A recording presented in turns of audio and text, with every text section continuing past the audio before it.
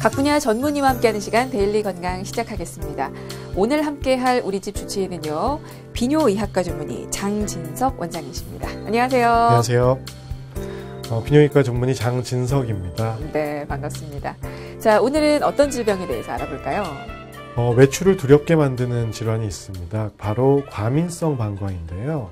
과민성 방광은 그 자체로는 생명에 지장을 주지 않지만 환자의 삶의 질을 떨어뜨리고 일상생활에 큰 지장을 줄 수 있습니다. 왜 그런지 지금부터 어떻게 대처해야 될지 알아보도록 하겠습니다. 네, 알겠습니다. 자, 오늘 주제가 과민성 방광인데요.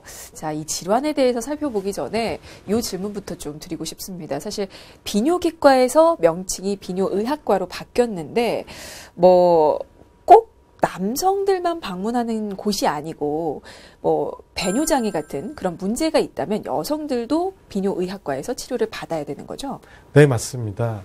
학회에서 명칭을 변경하게 된 큰 이유 중에 비뇨기과라고 하면 보통 남성 생식기를 우선 떠올리는 분들이 많아서 부담을 갖고 내원하기를 꺼려하시는 분들이 있기 때문에 비뇨의학과로 명칭을 변경하게 됐다는 후문이고요.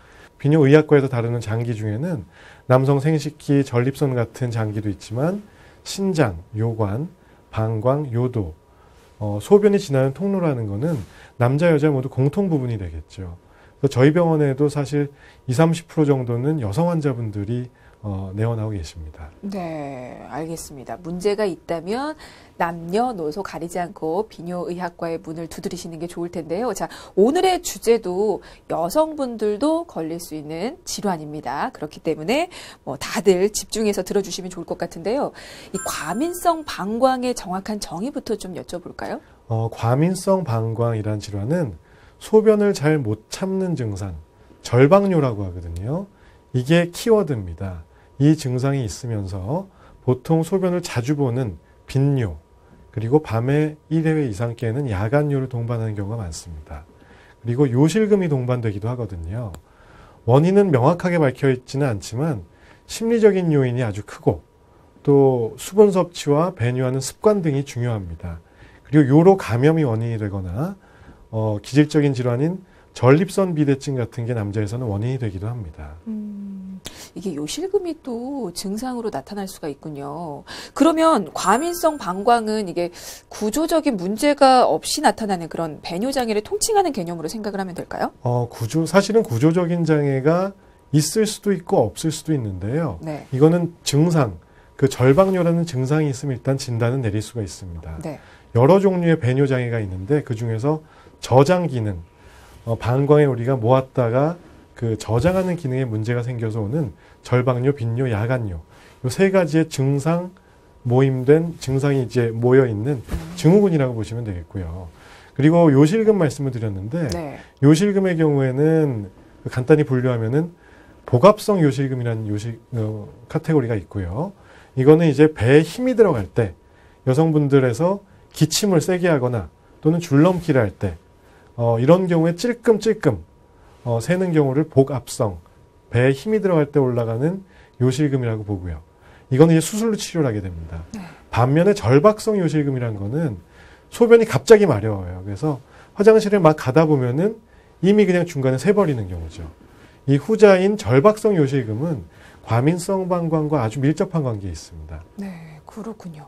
그 과민성 방광을 발생시키는데 영향을 주는 요인들은 어떤 게 있습니까? 여러 가지가 대두되는데요. 신경계통의 질환, 또 골반에 수술했던 이력이 있는 여성분들, 출산 이후, 폐경 이후에 심해지기도 하고요. 남성에서는 전립선 비대가 있는 남성에서도 잘 동반이 됩니다. 그리고 여성에서 질염, 원래 요실금이 좀 있는 환자에서도 흔하고 급성 방광염이라는 질환이 또 있는데요. 이 경우에는 그 과민성 방광의 증상이 같이 나타나는 분들이 많습니다. 또 요로 결석 또는 방광에 있는 이물질 같은 경우도 원인이 될 수 있습니다. 하지만 이런 어떤 기질적인 원인들이 요인이 되는 경우도 있지만 심리적인 요인, 내가 좀 예민한 편이다, 소변 또는 원래 좀 잘 못 참는 성격이다, 그리고 수십 년대 어떤 배뇨 패턴, 습관 같은 게 큰 요인으로 작용을 합니다. 그렇군요. 이게 심리적인 요인과 더불어서 배뇨 습관까지도 영향을 미칠 수가 있는데요. 그러면 과민성 방광을 발생시키는 고위험군은 어떻게 정리를 해볼 수가 있을까요? 평상시에 물을 잘 안 드시는 습관을 갖고 계신 분들, 그리고 술, 커피 같은 거를 좋아하시는 분들, 심리적인 요인 계속 말씀드리는데 네. 평상시에도 좀 예민한 편이다, 약간 불안장애가 있다, 뭐 우울감이 있다, 강박증이 있다, 이런 경우가 흔히 볼 수 있는데요. 예를 들어서 버스나 지하철을 타고 어디 가다 보면은 꼭 화장실을 난 들어가야 된다 이런 분들이 많으세요. 네. 왜냐하면 이따가 마려우면 어떡할까? 미리 어떤 예기 불안처럼 걱정을 하시는 거죠. 그런 분들이 오래된 그런 습관들을 갖고 가시다 보면은 거의 1시간마다 보시는 분들도 많습니다. 그리고 어떤 약제들도 원인이 되는데요. 뭐 이뇨제라든지 혈압약 복용하시는 분들, 뭐 항우울제 같은 정신과 약제들, 한약 같은 경우에도 그 과민성 방광을 악화 또는 유발시킬 수 있습니다. 1시간마다 화장실을 찾으시는 건 정말 좀 너무 잦다, 과하다라는 생각이 들긴 하는데 이게 정상적인 사람이라면 어느 정도까지는 소변을 참을 수 있어야 되는 거죠? 그럼요. 평균 3시간 정도를 봅니다. 뭐 짧아도 한 2시간 반에서 3시간 반 정도에 한 번씩 배뇨를 하시고 그러면 하루 평균 6에서 7회 정도를 보게 됩니다. 여기서 근데 중요한 거는 네. 화장실 어떤 가는 간격을 조절하려고 물을 줄이시면 안 되고요. 물은 일단 많이 마셔두되 소변을 최대한 좀 참았다가 길러서 가는 한 번에 많이 보는 배뇨 습관이 중요합니다. 근데 이제 사실 하루 평균 6회 혹은 7회면 생각보다 좀 많다라는 생각도 드는데 네. 그 소변은 보통 참았다가 한 번에 보는 게 좋다는 말이 있는데 네네. 실제로 그렇습니까? 그 말씀은 틀린 말이기도 하고 한편으로는 또 맞는 말입니다. 흔히 소변을 참으면은 병이 난다라고 알고 계시고 내원하시는 분들이 많은데 네. 그거는 한정된 상황에서는 맞는 말이거든요. 방광에 소변이 오래 차 있는 상태에서 6시간, 7시간을 참게 되면은 방광에도 문제가 생겨서 염증 오고 신장 기능이 떨어질 수가 있습니다. 그러니까 이게 방광에 소변이 꽉 찰 정도로 너무 오래 참는 것도 안 좋지만 그렇다고 너무 자주 가는 것도 안 좋다는 뭐 그런 말씀이신가요? 네, 그렇죠. 너무 자주 보는 거, 뭐 30분, 1시간, 1시간 반마다 보는 그런 습관 자체는 그 자체가 병입니다. 질환입니다. 그래서 비뇨의학과에서는 권장사항이 물은 일단 많이 마시자. 예컨대 한 50kg 정도 되시는 여성 기준으로는 2리터 가까이 하루에 수분을 섭취하시는 거를 권장을 하고 평균적으로 3시간 정도를 약간 참았다가 너무 자주도 안 되고 너무 오래 참는 것도 안 되고 그래서 규칙적으로 배뇨하는 것을 권장을 합니다. 이거를 이제 타임드 보이딩이라고 하는 습관 교정 치료법으로 많이 사용되고 있죠. 타임드 보이딩 네. 맞나요? 네. 네. 요거는 어떤 교정법인가요? 말 그대로 시간을 맞춰서 규칙적으로 배뇨하는 훈련입니다.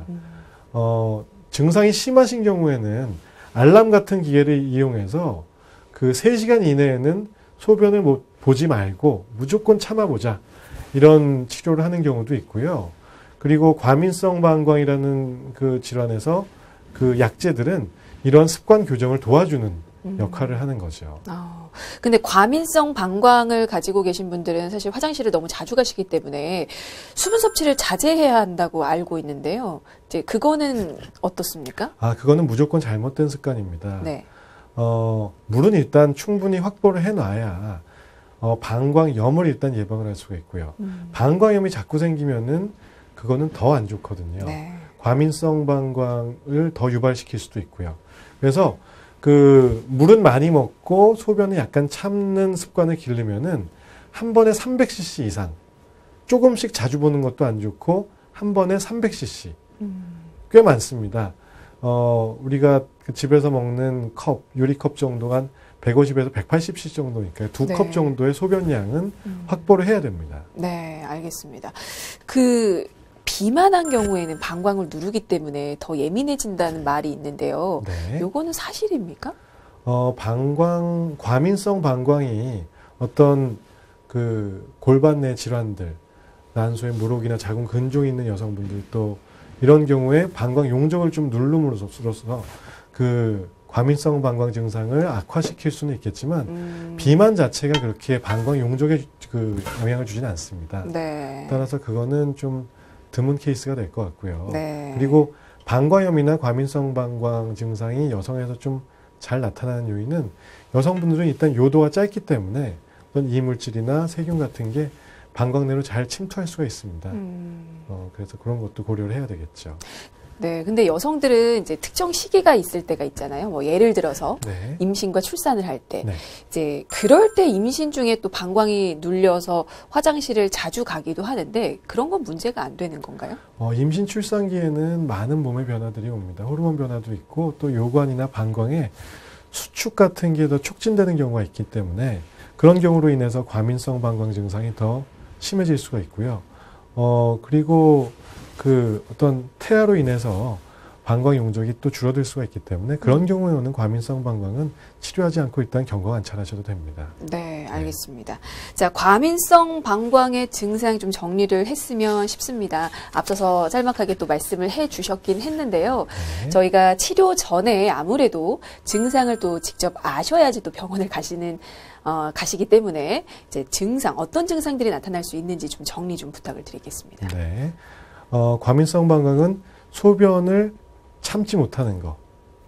이게 마려운 느낌이 오면은 못 참는 증상이 흔하고 또 예를 들어서 화장실에서 물소리가 난다 또는 누가 옆에서 쉬하고 얘기를 한다 그러면은 갑자기 너무 마려운 거예요. 그런 절박요 증상이 있거나 낮에 소변을 이제 자주 보러 가게 되는 8회 이상 보러 가는 경우, 밤에 여러 번 깨는 경우, 절박성 요실금, 소변이 이제 아예 지려버리는 경우, 또 이로 인해서 우울증이라든지 또 불안감, 또 나중에는 대인 기피까지 생길 수가 있어서 어떤 정신건강, 멘탈 헬스 측면까지 영향을 줄 수가 있고요.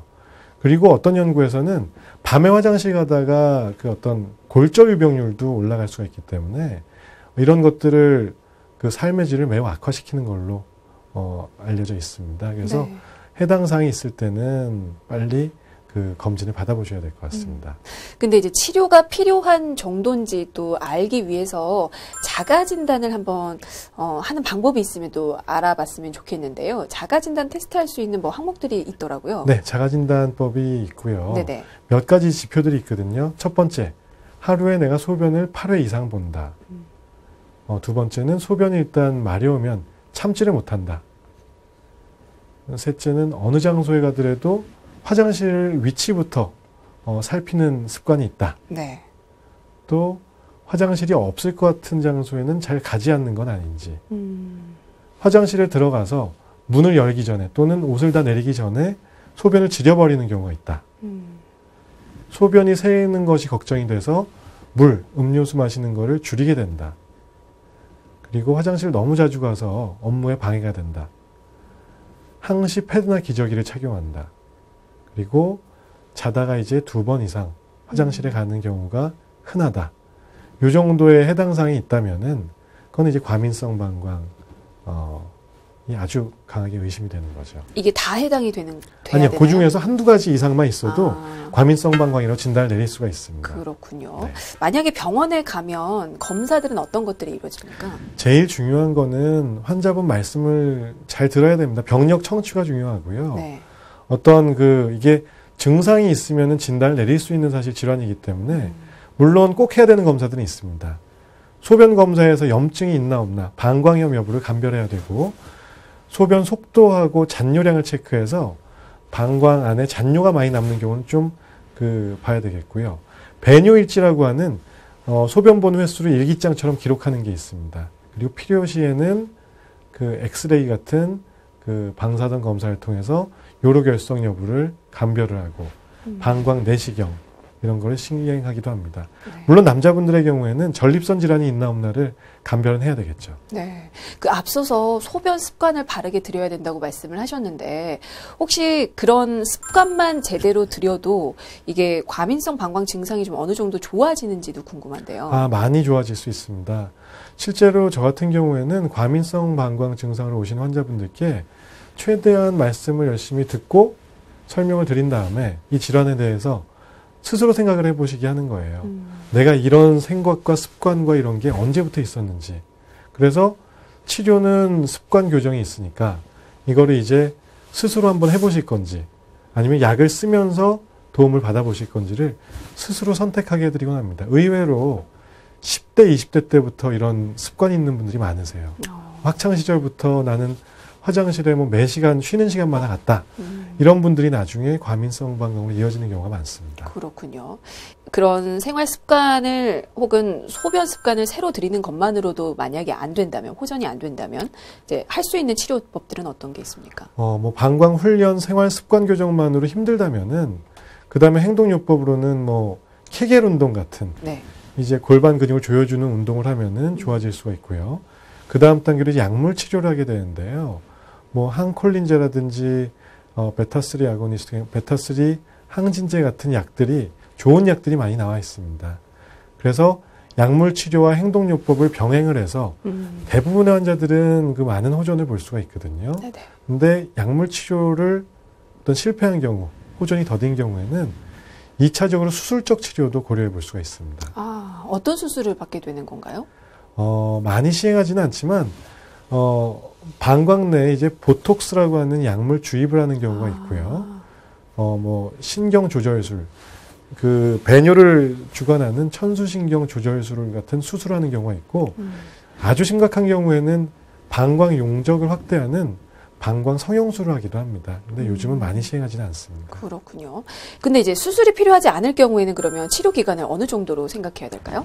약물 치료를 하면서 배뇨 간격을 텀을 길러가는 훈련을 하는데 보통 최소한 3개월 정도 시간은 요하고요. 6개월에서 12개월까지 사용하게 되면은 배뇨 횟수, 어떤 절박감, 요실금 횟수 등이 그 유의하게 많이 호전되는 것을 확인할 수가 있습니다. 네. 그러니까 길게 잡으면 6개월까지는 잡아야 되는군요. 네네. 네. 그러면 치료 중간에라든지 치료가 끝난 후에라도 환자들이 기억해야 할 주의사항은 어떤 게 있을까요? 사실 그 약물 치료로 인한 부작용이 흔치는 않은데요. 네. 항콜린제라는 약을 쓰면서 어떤 입이 좀 마르다, 변비 증상이 심하다, 뭐 이런 또는 그 방광에 이게 약제들이 방광을 조금 둔하게 해주는 그 어떤 효과를 보일 수 있기 때문에 소변이 꽉 찼는데 오히려 거꾸로 요의를 잘 못 느끼실 수도 있습니다. 과민한 거에서 거꾸로 너무 둔해져서요. 그런 경우만 좀 주의를 하면서 되고요. 하시면 되고 요즘 새로 나온 어떤 신약 같은 경우에는 그런 부작용이 많이 그 최소화됐기 때문에 어떤 그 비뇨기학과 전문의와 상담하면서 치료만 하시면은 큰 부작용은 없이 치료가 잘 되실 수 있습니다. 네, 알겠습니다. 자, 오늘은 과민성 방광에 대해서 살펴봤고요. 지금까지 비뇨의학과 전문의 장진석 원장이었습니다. 말씀 감사합니다. 네.